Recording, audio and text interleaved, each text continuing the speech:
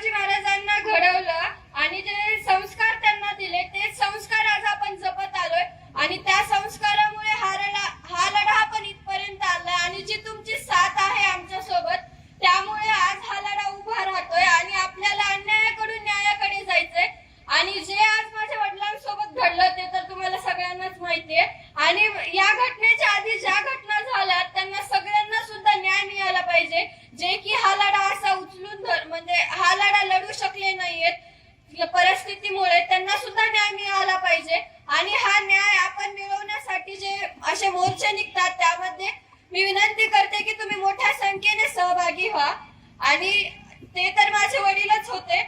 आणि तुमचा कुणाचा तरी भाऊ कुणाचा तरी मामा किंवा कुणाचा तरी काका असतील पण ते माझे एक वडील होते मला प्रत्येक क्षणाला त्यांची आठवण येते आज पूर्ण महाराष्ट्र हळहळतोय ते दुःख व्यक्त करतोय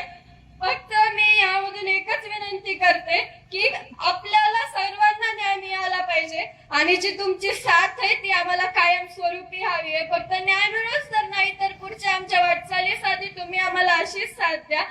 आणि मुख्यमंत्र्याला मी एवढीच विनंती करते की तुम्ही लवकरात लवकर माझ्या वडिलांना न्याय द्या या जिजाऊच्या जन्मस्थानावरून मी तुम्हाला ही विनंती करते की लवकरात लवकर माझ्या वडिलांना न्याय द्या आणि जे आरोपी आहेत त्यांना लवकरात लवकर अटक करा आणि त्यांना कठोरात कठोर शिक्षा अशी द्या की जे